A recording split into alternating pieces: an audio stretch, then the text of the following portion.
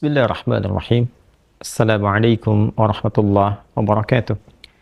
Alhamdulillahi rabbil alamin. Wassalatu wassalamu ala rasulillahil karim wa ala alihi wa sahbihi ajma'in wa ba'd.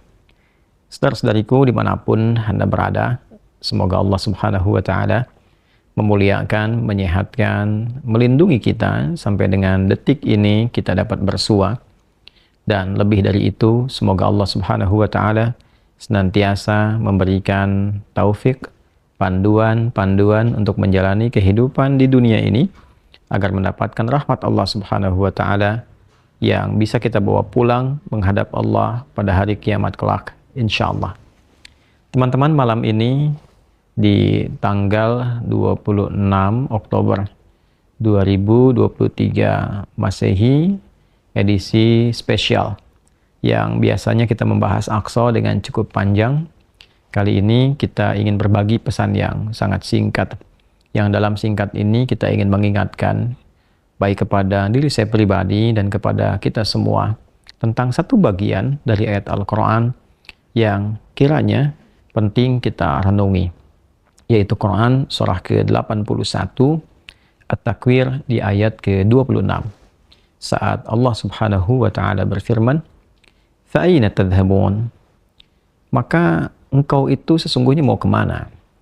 Ayat yang singkat tapi begitu padat dan sangat mendalam, memberikan satu kesan yang cukup menusuk ke dalam jiwa setiap manusia. Pertanyaan yang datang langsung dari pencipta kita, sesungguhnya engkau mau kemana? Allah sudah menjelaskan mengapa kita diciptakan. Allah sudah memberikan jalan kehidupan bagi kita dan menerangkan konsekuensi di balik pilihan-pilihan yang kita tetapkan untuk menempuh jalan-jalan yang dimaksudkan. Bila benar, resikonya seperti ini. Bila salah, konsekuensinya demikian. Maka, di antara sekian manusia yang telah mengetahui semua konsekuensi itu, terkadang masih mengedepankan bujukan-bujukan atau bahkan pengaruh-pengaruh nafsunya agar bergeser dari nilai-nilai kebaikan, bahkan nilai kemanusiaan yang telah Allah tetapkan. Ketika Allah menyampaikan, tidaklah aku ciptakan jin dan manusia itu kecuali untuk menaati aku, untuk beribadah kepada aku. Jadi sifat menjalani kehidupan di muka bumi ini adalah dilandaskan pada kepatuhan kita kepada Allah Subhanahu wa ta'ala. Kepatuhan itulah yang disebut dengan ibadah. Patuh, tunduk, patuh, bahasa Arabnya itu disebut dengan Islam. Jadi Islam dalam pengertian etimologi secara bahasa artinya tunduk, patuh, taat. Orangnya disebut dengan Muslim. Jadi setiap manusia itu konsekuensinya memang mesti patuh, tunduk, dan taat kepada Sang Pencipta, yaitu Allah Subhanahu wa ta'ala. Karena itu ketika Allah menyampaikan di dalam firman-Nya, "Wa ma khalaqtul jinna wal insa illa liya'budun." Tidaklah aku ciptakan jin dan manusia itu kecuali untuk menjadikan seluruh aktivitasnya agar menaati Allah Subhanahu wa ta'ala, dijadikan sebagai ibadah. Jadi kita dari bangun tidur sampai tidur itu sejatinya adalah memetakan kurikulum untuk menaati Allah dalam bingkai ibadah. Dilatih dalam bentuk ritual. Ritual itu untuk mengaktifkan titik spiritual kita, titik roh kita. Segala yang terkait dengan roh disebut rohani. Jadi dalam diri kita ini ada spiritnya, ada rohnya. Dan itu adalah titik latihan pertama untuk mengaktifkan ya titik-titik kebertuhanan. Jadi ketika Allah sampaikan, tidaklah aku ciptakan engkau kecuali untuk menaatiku. Nah, titik ketaatan itu ya disebut dengan titik ritualnya. Ibadahnya ibadah ritual, ya keadaannya keadaan spiritual, itu yang penting kita aktifkan dulu. Itu sebabnya diminta kita sholat untuk mengoneksikan diri kita, mengaktifkan sinyal itu dengan Allah Subhanahu wa ta'ala, dengan Sang Pencipta. Sehingga ketika terkoneksi, terbangun kesadaran dari dalam diri kita sebagai sebuah fitrah.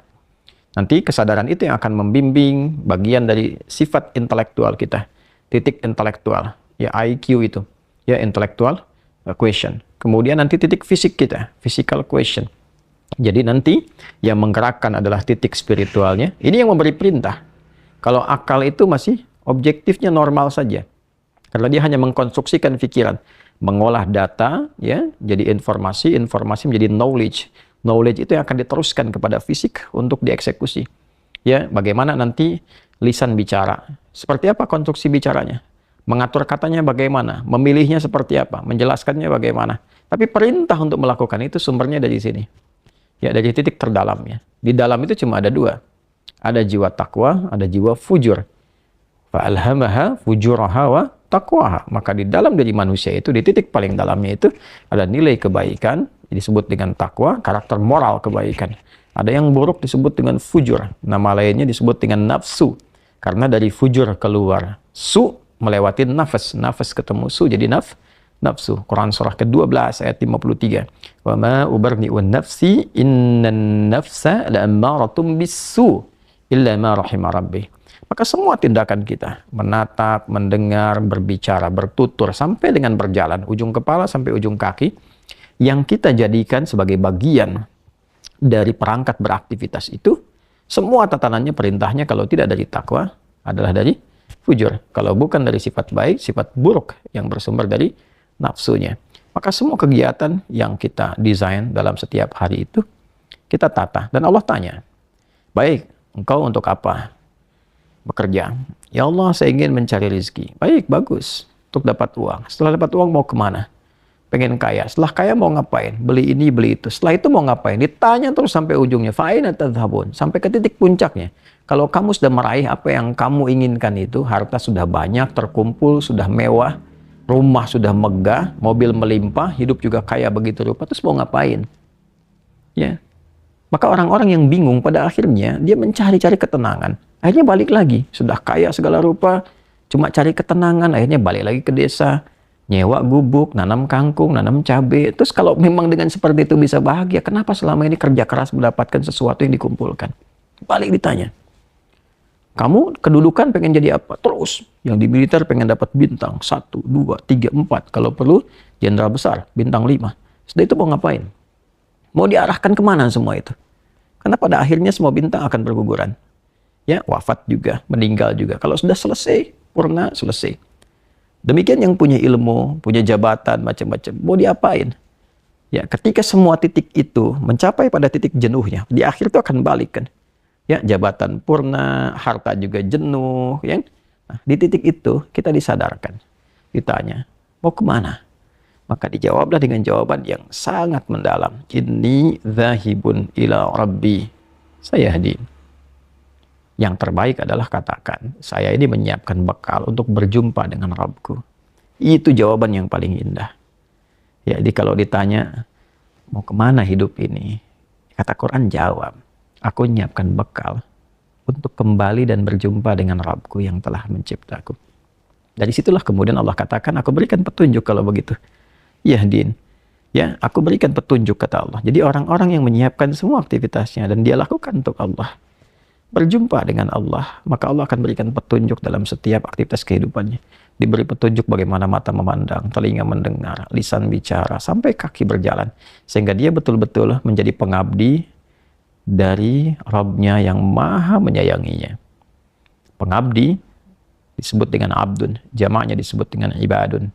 Yang maha menyayangi disebut Rahman, maka disebutlah dia dengan ibadur Rahman. Wa ibadur Rahmanil ladzina yamshuna 'alal ardi hauna wa idza khatabahumul jahiluna qalu salama. Demikian di surah Al-Furqan itu. Itulah puncak yang mesti kita ikhtiarkan dalam kehidupan, yang kita selalu sampaikan dan komitmenkan sejak bangun tidur. Dan kita katakan alhamdulillahilladzi ahyana ba'da ma amatana wa ilaihin nusyur. Terima kasih ya Allah, segala puji hanya milik-Mu yang telah memberi kesempatan hamba menjalani kehidupan. Padahal Engkau telah tahan nyawa hamba tadi dalam tidur. Sesuai ajal Kau berikan kesempatan. Hamba berjanji ya Allah, hamba akan menyebar beraktivitas untuk mencari bekal menghadap-Mu. Saudara-saudariku, sedalam, sejauh, sebanyak kegiatan, aktivitas, jabatan yang telah kita kumpulkan, harta benda, pengetahuan, sampai detik ini, apakah betul-betul sudah kita siapkan sebagai bekal untuk bertemu dengan Allah? Atau hanya sekedar mengumpulkan semua itu tanpa arah, yang pada akhirnya bertemu dengan kejenuhan kembali? Renungkanlah malam ini, malam Jumat. Jumat saat manusia pertama diciptakan, diturunkan di surga mengawali misi di dunia, diwafatkan, dan di titik itu kita akan berpisah dengan dunia. Saat adzan berkumandang, nampak jelas seluruhnya. Semoga Allah muliakan kita. Selamat merenung. Allahu Akbar. Allahu Akbar. Subhanakallahumma bihamdika asyhadu an la ilaha illa anta nastaghfiruka wa natubu ilaik. Alhamdulillahirabbil alamin. Assalamualaikum warahmatullahi wabarakatuh.